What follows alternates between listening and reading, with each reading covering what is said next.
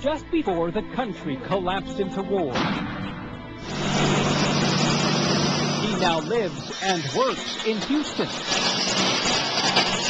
running a metal manufacturing business. Oh, you haven't seen nothing yet. But his real love? Writing, researching, and moonlighting as sort of a living Indiana Jones, traveling the world, discovering mysteries. So where are we headed to now? We are going to the very top of the pyramid. And he is convinced that under these layers of dirt is the largest pyramid in the world. It's a huge stone structure. It's almost unimaginable what we are standing on right now. That's right. Larger, he believes, than any pyramid out of Egypt or any Mayan ruin pyramid out of Latin America. All you need to do is to disregard the trees, the greenery, the soil, and you will see the object clearly in your mind. Is it clear in your mind? It's rather clear because I know the shape topographically and I see the structure. Samir used satellite, thermal, radar, and topography analysis on tens of thousands of hills in his search for pyramids. Instead of thousands of hills, we found 9 of them, 5 of them being located in this valley. And from those 5, he located 3 of particular interest. So we have 4 sides. Those sides are triangular in shape. On the top, there is a terrace. In the back, on the west side, there is a monumental access plateau. You put the compass to it, and you can see that those 4 sides perfectly align with the cardinal points, east, west, north, and south. And amazingly, satellite and topography images show that the plateaus of the 3 pyramids strangely form a perfect triangle. The perfect geometry, and you have cardinal points. Once I saw that a year and a half ago, I immediately knew that this is not a naturally made hill, but man-made.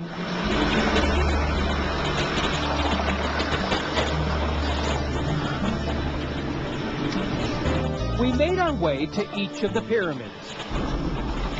Up steep, narrow mountain roads with vertical drops. It's a pretty steep drop there. Eventually reaching what Samir calls the Moon Pyramid. The way it goes is like a spiral. Spiral which goes around the pyramid. So this road right here, if it was one, would take you all the way around the eventual plateau of the pyramid. It's like a spiral ramp that they were using when they were building the first pyramids in Sumeria and Babylon. In only a few months of excavation, plenty of stonework has been discovered. If a person could look back and just visualize this place as you see it 8,000, 10,000 years ago, they would see a massive stone city. What they would see would be the most magnificent city ever built on the face of the planet. You have 5, possibly 7 pyramids. You have this valley, which was completely paved by sandstone plates and blocks. You have entrances to the underground tunnels, with network that runs tens of miles. And of course you have this beautiful area. When we come back, we will go underground, below the so-called pyramids, and explore what is believed to be a massive network of tunnels. This one leads to the center of the Bosnian Pyramid Valley. This is the entrance to the tunnel. Now, what you're going to see, we're going to have like 3 roads, to the right, middle, to the left. There is something startling underneath these rolling hills of Bosnia. This is the part of the underground tunnel network, which connects all the pyramids and all the places of the interest. There are a series of tunnels with various entry points.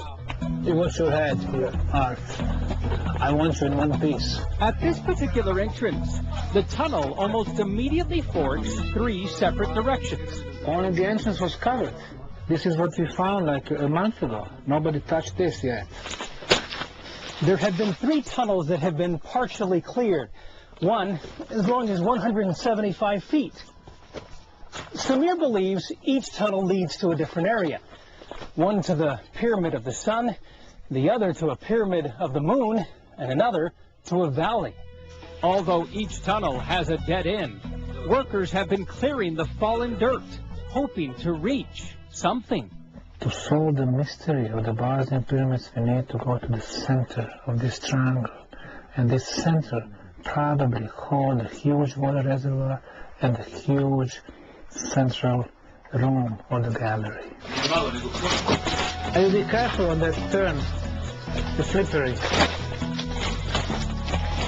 As cramped and claustrophobic as this tunnel felt, it was just the beginning of our underground adventure. After finding our way out, we made our way to the other side of the Pyramid of the Sun, to another entry point. Going inside of the house, I'll do it like this. This tunnel is so long, it requires special equipment. All right, here we come. The tunnel starts at nearly 7 feet high, but slowly shrinks to no more than 4 feet high. We need to clean this one. Yeah. We need to clean this one. Then it's 4 meters from the top to the bottom. Okay, so you're talking about 12 feet or so. We continued our walk, then crawled for nearly a third of a mile. Oh, man. It's hard on the legs. Most of the tunnels that spring from this tunnel are narrow and cramped. Along this main channel, 1,000 plus feet, are a series of intersections, and amazingly, they lead to even more intersections. Off to my right here, if you look down this tunnel about 10 meters, off to the right is another tunnel, off to the left, another tunnel. Deeper into the tunnel are even more intersections and several large stone blocks. It's handmade. It's in situ. We found it here. In situ, it's mean on this place. We found it here. Now, these edges, these 45-degree edges, 90 degree angle there. Yes, 90 degrees, artificial, handmade. That tells you that it's man-made. Yeah, handmade. But no artifacts have been found here. And after it's cleared, there's no telling how far the tunnel goes. It means that the tunnel network for itself was really a masterpiece. It's a superior example of the ancient building. When we come back, Samir the rock star. How he has changed Bosnia. Is he a hero here? Hero for us. He's a hero for you. In Bosnia. And what the critics say about Samir's discovery. There are so many critics who say, you're crazy. Samir rarely slows down. He works 16-hour days when he's in Bosnia, traveling this country and neighboring countries like he would his own backyard. This project brings a lot of smiles to the people's faces. For a simple reason, it's bringing something good and positive. This country has been living in some type of hell for almost 15 years. The war, the violence, divisions, religious, nationality, stuff like that. And finally we have something good, something that goes in distant past, that has nothing to do with religions or nationality. And his discovery has catapulted him to celebrity status. At every stop, he is applauded, loved, and congratulated. Here at the Sarajevo Olympic Sports Complex, kids break from practice to give him a pyramid cake. Take pictures and learn about the discovery. From kids to educators, this gathering at a leading Bosnia college was to be for 50 professors. When word got out that Samir was in town, The crowd mushroomed to more than 300, standing room only. And from educators to a room full of ambassadors. Samir works the crowd and instructs politicians with the grace of a seasoned celebrity. The Bosnian Pyramid of the Sun, with its height of 220 meters, is the highest pyramid ever built on the face of the planet. He created and brought a lot of enthusiasm. He created new jobs, actually. He created optimism.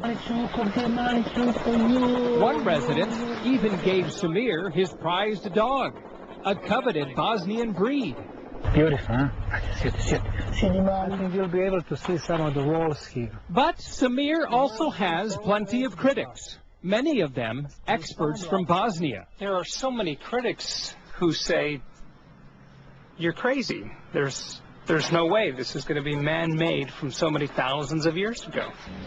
Here's the guy who came from the U.S. from Houston, who was not part of their archaeological inner circles, and who doesn't even have the degree in archaeology. And then he's coming with the potential greatest discovery of all times. They didn't like them because they spent decades, and in front of their nose were those magnificent pyramids. So They're jealous. that's what you said. But is that what you believe? Well, you know, we're all human. Many of those experts are now believers in Samir. Today's critics are mostly on the internet and have never even visited the site. Now, you're a historian, but you're not a trained geologist. You're not an archaeologist. Geology is just a trade. Archaeology is just a trade. So if they don't see things in a much broader way, in a civilizational way, they won't be able to recognize such a huge civilizational complex.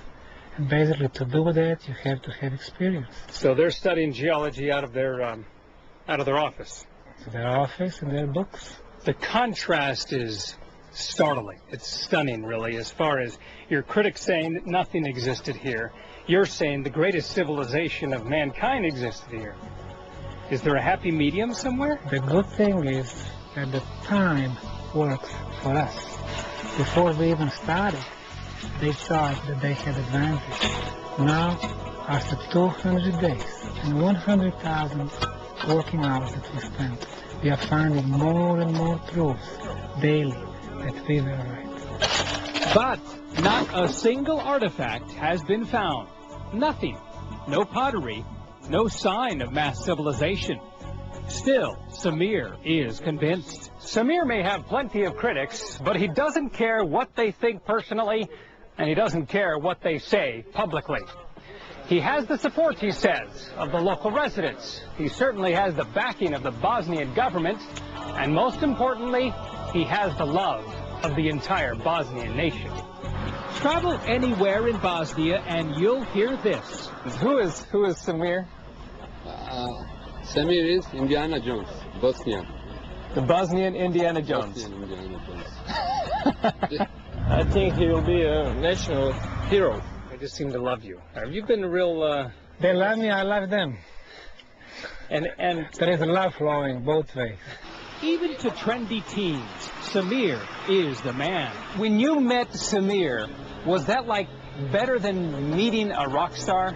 Of course. If Samir was going to walk down this street right here, how would you recognize him? You can recognize Samir Osmanagic by the hat that he is wearing. It's true. No matter where he is, Samir is rarely without the hat. You're constantly wearing the hat wherever you go, whether here at the site or whether in front of ambassadors. You're dressed like a rugged adventurist. Exactly. Is that part of the image you're trying to portray here? No, but I don't like suits, I don't like ties, and I'm what I am. And people see that, they recognize, they respect that, and that's fine. In just a moment, the ugliness of war. How this discovery has helped heal a nation. And Everything pyramid in this area, pyramid keychains, More keychains, picture frames. The pyramid frenzy. There is a gentle beauty to Bosnia. Rolling hills, farm and ranch land, and bustling progressive cities. Quite a contrast to what was happening here a little over a decade ago. This nation has been divided by wars of aggression and civil conflict for decades. You have Slovenians, Croatians, Bosnian Muslims. Ethnic diversity has divided this land, but surprisingly and even miraculously, for the first time in its history, they are united in one cause. I think this is something what Bosnia needs right now, after the war, after everything that happened. So, with all of Bosnia behind him, the governments of neighboring countries, and even much of Europe, Samir has plenty of backing. Still, he spends his time talking to the world, speaking to fans, and convincing foes. You're awfully modest, considering all of Bosnia loves you. You're also pretty media savvy, you know, and you've used all the media quite well. Is this part of the effort of trying to get the public to understand what you have here? Is it? I'm asking you. Well, probably I have more information about these pyramids than anyone else. Of course, we talk to the media. We need the media to present the whole project to the world. But the good thing is that we have nothing to hide. What else do you have? You have pyramid rugs. The potential discovery has created a souvenir frenzy. You have plaques, you have clocks, clocks, yes. you have shirts. You do good business here. Super malo business. Super business. Super business. And the souvenir shops are now everywhere. Pyramid keychains, more keychains. All of this, says Samir, is simply the beginning. This project is huge. And my vision is that a couple of years from now, we're going to have hundreds of students from different countries, from Germany, from Austria, from US, from Scandinavian countries. We're going to have professors who are going to come here to teach them and to learn something. So the digging moves forward, and the tourists come by the tens of thousands, all with the hope and dream that this will one day be the archaeological discovery ever made. The real change that Bosnia needs in terms of economy, tourism, and also we need some kind of hope. We need a miracle, and I think this is a miracle. There will, of course, be plenty of more research and possibly even more discoveries. And later this summer, there will be hundreds of thousands of visitors here, more tourists, greater economy. And, of course, there will be thousands of volunteers willing to dig. But still, there is one question. Is it one of the greatest archaeological discoveries ever made? That question still remains unanswered. I'm Art Rascon reporting from Visoko, Bosnia-Herzegovina. Thanks for joining us. Good night.